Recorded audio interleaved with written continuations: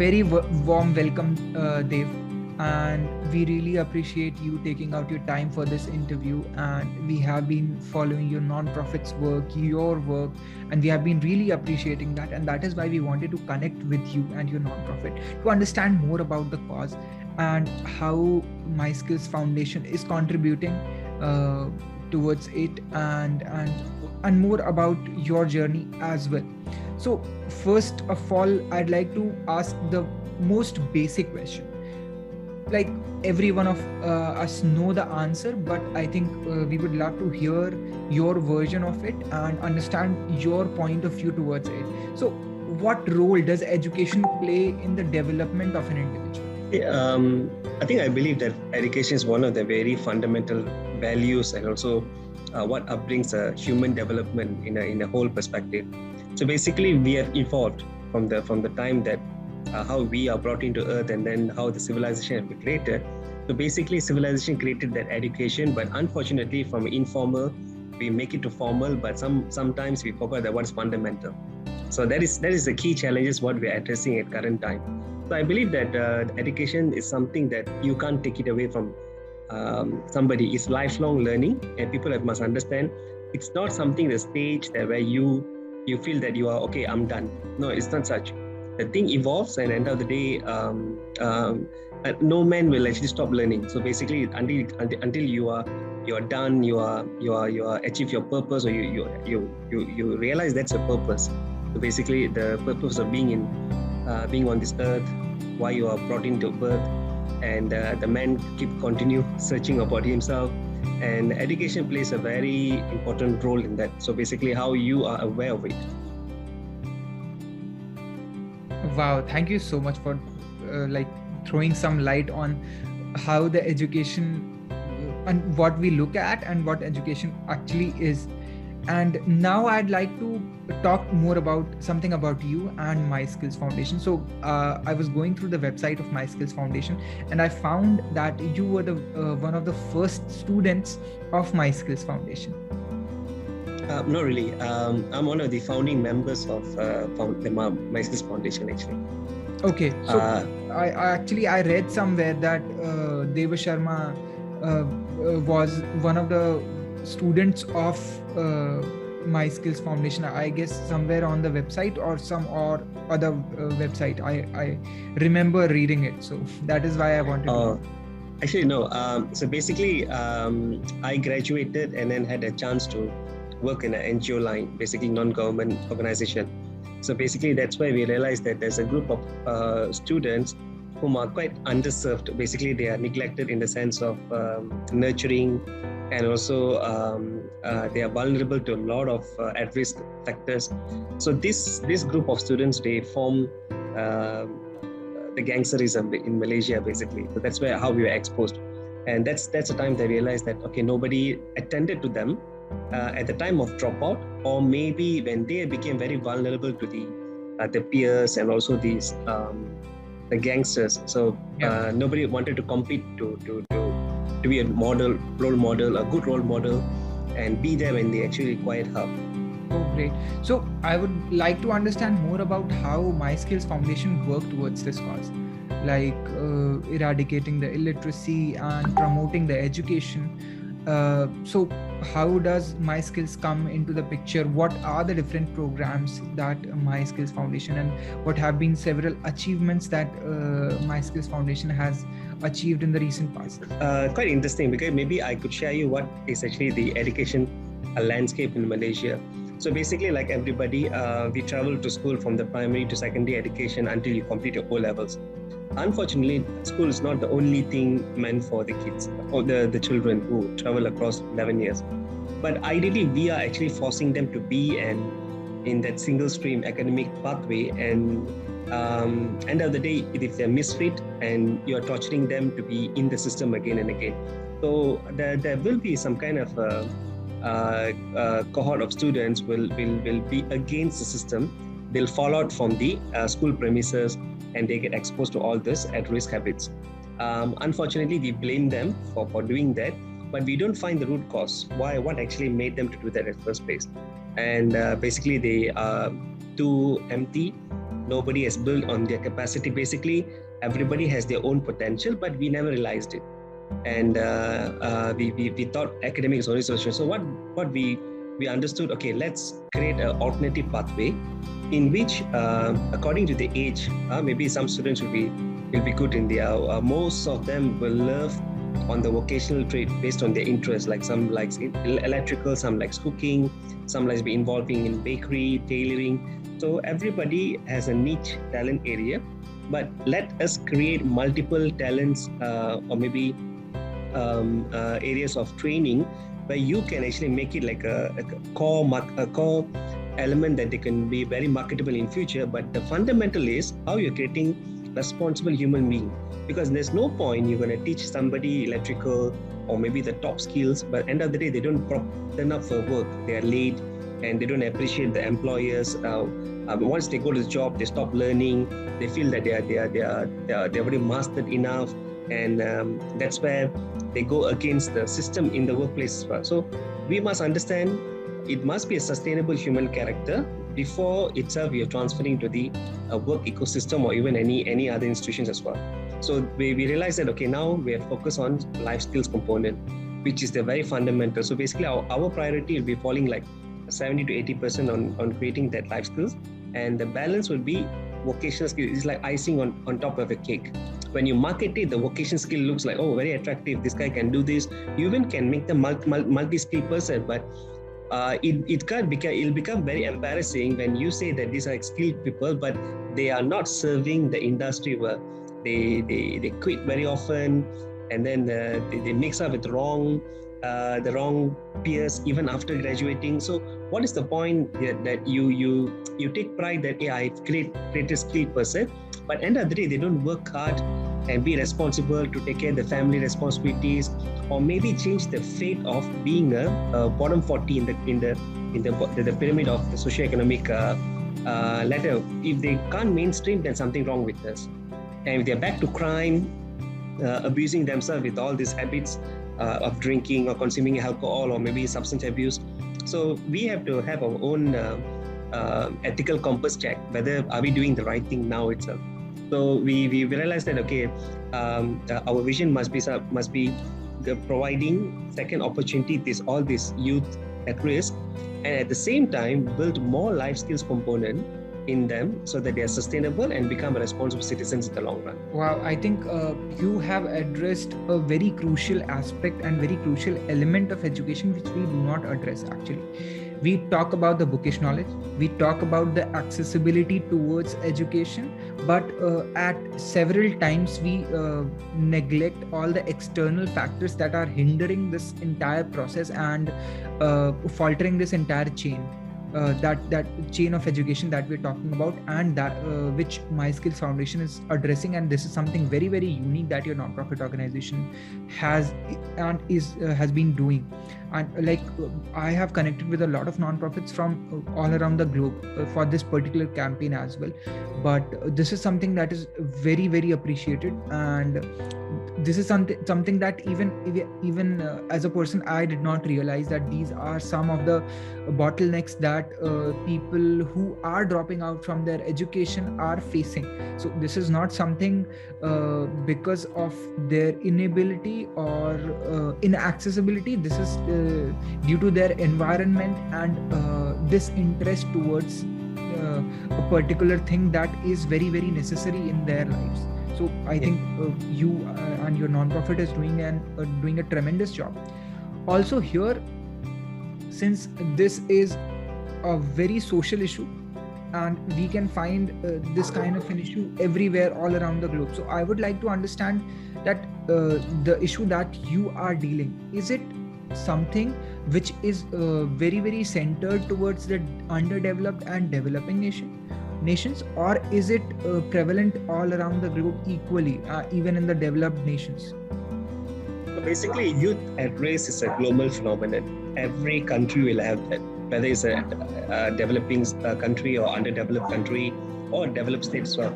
But what I'm looking at is very important is actually how do you actually recognize that you have this population, and how do you mitigate the risk of once you've formed quite number of the cohort of youth at risk, but does our policy advocates for the need of this youth at risk? Are we providing alternative pathways? Are you recognizing that the moment they're dropping out, what is going to happen to them? So you will assess the number of rehab centers, number of youth delinquencies that ended up them and as a youth criminal, at their very early stage. So the awareness level that one country has or the civil society has, okay, look, there's actually quite a serious problem and we need to really do something now. So I feel that this global phenomenon also happened in Malaysia, and we realized that even the terminology youth at risk was very uncommon, and people will kind of say that, okay, what is actually youth at risk? We don't really understand.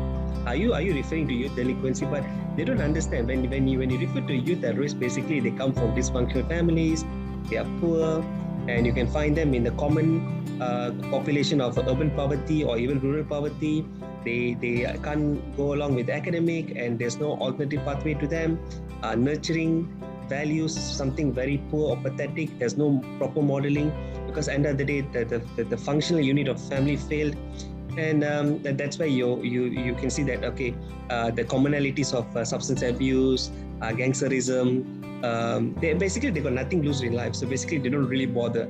If they want to go and steal somewhere, they look at CCTV, they just don't bother. It's not because they can't think, it's just that they got nothing to lose. Basically, what is there for them to be scared of? Because all the while they never created some kind of self-worth or dignity. If somebody with okay, hey, if I'm stealing that, definitely I'm actually putting my family pride at stake. That happens in a family of middle 40 or those with the functional parents. But if you're talking about somebody like mother and father, they got divorced, or they put the children with the grandparents, and the grandparents can't manage them, and then they go rotation like relatives' house, suddenly welfare home and all that. So basically then nobody really bothers about them. That is where they feel that, okay, this life is something that I don't find anything meaningful in this life. So I'll be the gambler, do whatever I like, and people. Sorry, do you hear the dog barking? Okay, so they will feel that, okay, I will do anything what I want. For me, it's actually my happiness is important because I don't care about others. So then we realize that, okay, these guys got very poor self-appreciation towards life, very minimal gratitude. So they don't really bother of causing harm to themselves or to other people. So these are very critical population, because they become liability to your nation, and all your tax money will be spent on these people to keep them in rehab centers or prison. So basically, even though you have become a developed country, but you don't control this, you can easily go backwards. So that's why the mitigation, or maybe the policy towards the youth at risk, or if you're successful doing that, then you make them assets. They will work, contribute to the nation's growth, and also will not allow the birth of future youth at risk. But if you fail to do so, that one youth now, when he gets married, when he creates children like 5 or 6, so imagine when they make families, the ripple effects are so scary. So knowing that how this problem can actually snowball, and end of the day, if we are not participating in that sense, like, let's go as our own responsibility. That if this happens in our family, would we keep quiet? And how would like another civil society member can step in and then put them, basically our methodology is actually, can we uproot this youth from the original high risk environment, put them into a place where you can really enable their potentials and teach them the values. So it's like you need to re-engineer their character and make them responsible, and when they go out, must have strong sense of gratitude, strong sense of responsibility, then appreciate whatever opportunity they're given back to them. So this is actually quite crucial. It's easy to say now, but I'm talking about years and years of training and monitoring and a bit of hand-holding. They need this. End of the day, it's all about compassion, how you are driving this. Absolutely. And I totally understand that this is an issue that any country, any in the nation can face and must be facing. But getting back to my original question, where does this difference come in the picture? Because when we look at the underdeveloped and developing nations, due to this issue, a lot of mid students are dropping out from their colleges, from their schools, but which is comparatively much higher as compared to when we talk about the developed nations. So when we see that this issue is prevalent everywhere equally, so where does this difference come from? I think the income gap. So the moment you have disparity in the income gap, and then we call that, I think in Malaysia it's quite common to term that there's a top 20 socioeconomic group and middle 40 and bottom 40. So unfortunately, if suddenly middle 40 becomes middle 30, middle 20, that's a bad sign. They immediately jump into the bottom 50 or bottom 60. So now currently that's happening. And this is maybe one of the impact from the COVID or pandemic hit economy. But when you look at the underdeveloped countries, the income gap disparity is very huge. So chances of a lorry driver's son becoming a lorry driver, it's very high. Chances of an alcoholic giving birth to alcoholic kids, males especially, it's very high. So the trend becomes even worse among the poor people. The pockets of poverty, let it be urban or rural, it's always the same. Because at the end of the day, the technology has given it's gone beyond geographical, it's not the same what you see that 20 or 30 years ago. The current reality is everybody is already connected unless they are stuck in the very remote place, far out beyond the geographical reach or beyond technology outreach. But at the moment, I think most of the rural places are already connected. They are already exposed to all this, the commercial factors in a larger context. So I think that the challenges for the current youths in terms of education goals is becoming very, very challenging, because there are lots of elements are trying to distract them or disrupt their learning experience. Maybe those days our parents can say, no, we walked miles and all that, but you never had WhatsApp, you never had porn websites that can easily accessible with a single click. But you must empathize. Maybe those days the emotional intelligence was quite powerful. Maybe we have lost it in the current generation. Maybe our IQ has improved compared to the previous generation. See, there's always this setback that you need to realize and know. You must know how to balance it off. That's the law of nature. You must know how to balance it, regulate it back to the order that everybody is actually in a harmonious state. That goes for the education as well. Amazing. I think that was really very insightful.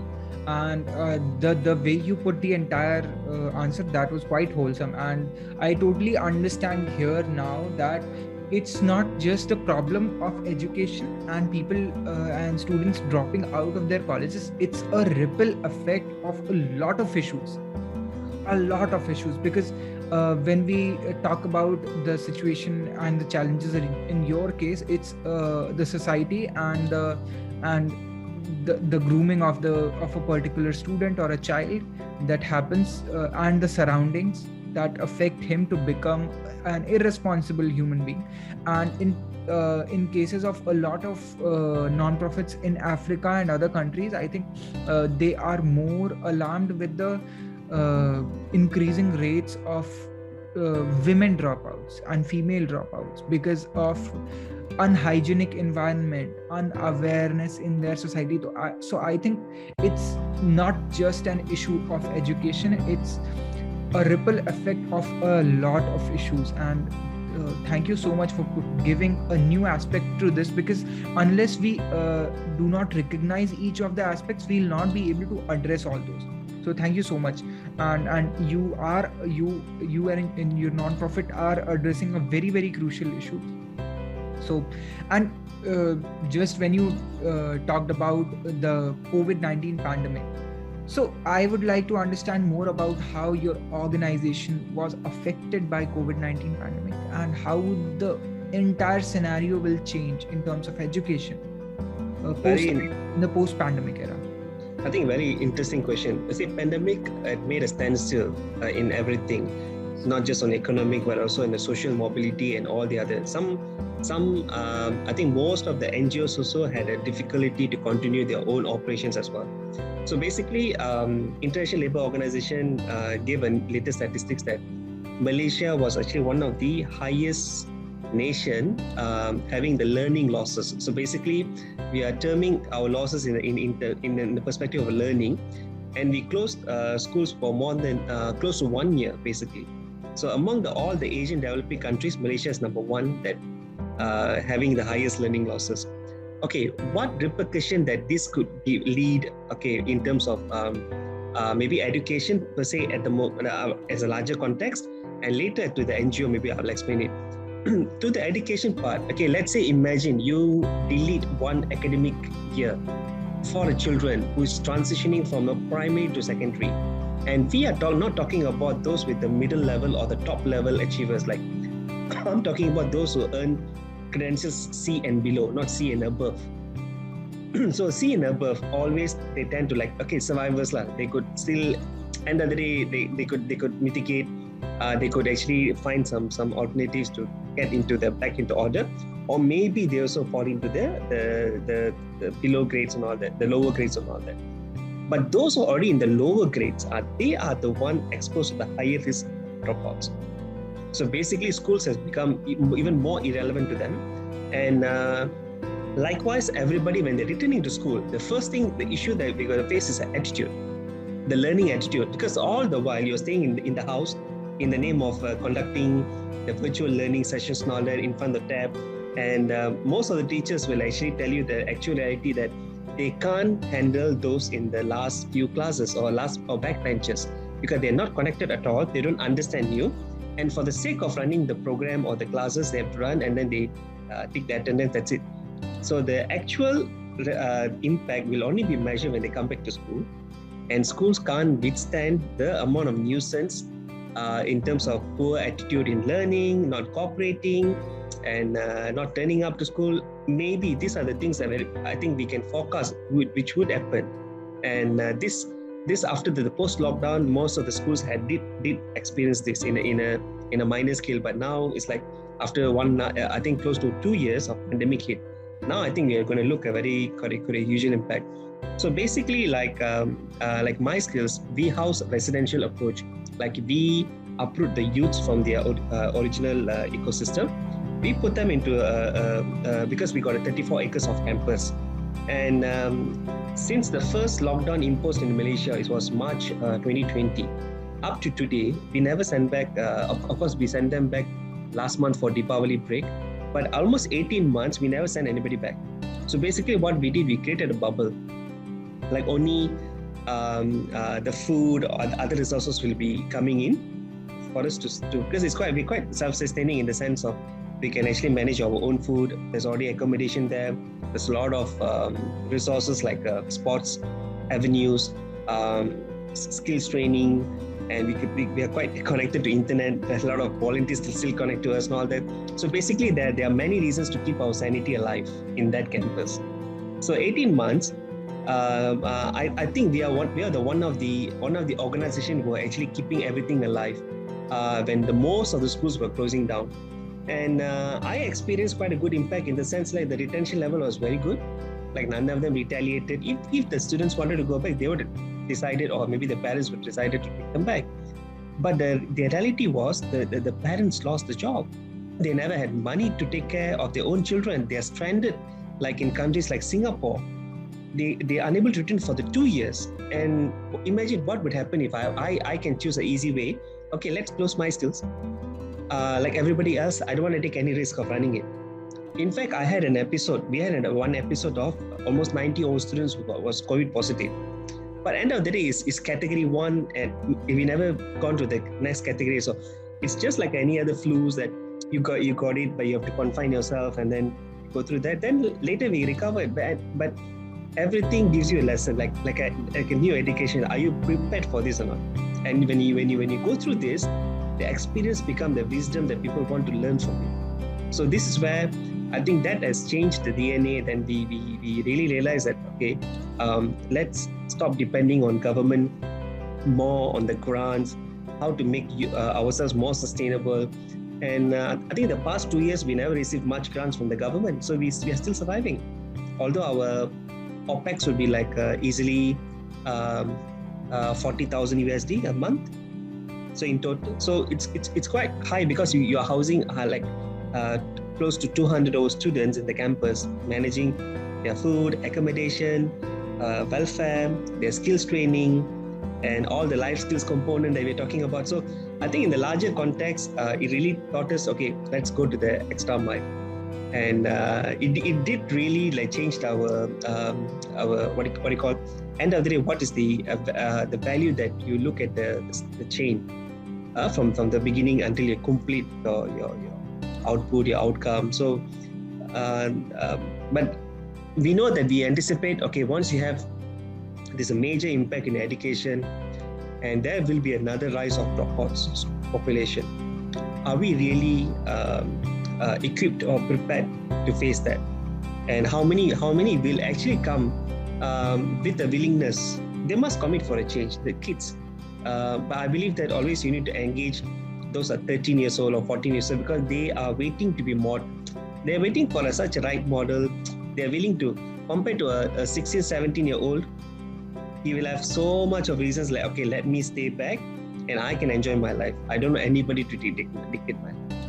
So there's a lot of factors in between, but I believe that we should not talking about the worst outcomes anymore, but let's try to do something good so that good will actually attract more good outcomes in the long run. Definitely, Dev. I think that's totally true, and every single point that you've put, it resonates with what you are doing, and it actually reflects back to how better we can make the society, and the challenges, the way you faced all those challenges, and the way you coped up with all those challenges. That is something very, very commendable.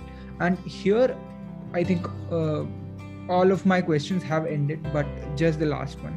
Here I would like to understand from you the role of volunteers in your organization, and how someone who has the right intent at their heart, who wants to come up and support your non-profit or the beneficiaries or the people, those who you are serving. So how can they come up and support MySkills Foundation, or maybe all those people in general as well? I think fair enough. There's lots of good Samaritans out there waiting to make a change in the community, especially for those who are really struggling in life, can't come out or live a decent life in a quality perspective. So basically, the volunteers make a huge impact by complementing. There are a lot of dependency area that like NGOs, sometimes they are totally dependent on the grants or totally dependent on donations. But when you are cultivating a self-sustenance, and that's where you started to enterprise. So the volunteers come with a lot of pro bono skills. Sometimes they could spend time with us to equip the capacity to meet the larger demand of becoming self-sustaining. So basically, let's say I'm starting up a social enterprise. So basically, there are a lot of people are doing marketing. So I know Pratham is in charge of global marketing. So he can come and do some kind of marketing strategy too. Because NGO will not have all these ready-made talents or competitive talents in there. They have passionate people, but they may not be competent people. So this is where your volunteers can come and help you to complement with all these competency skills. And at the end of the day, you're not only creating some kind of equilibrium in the skills transfer and the knowledge transfer, but end of the day, that the beneficiaries will actually learn all this. And when they go out, so it's actually double bonus. You not only sustain that NGO, but actually you're teaching the beneficiaries that, look, life is actually very hard. You need to work hard. You need to gain something in an ethical way.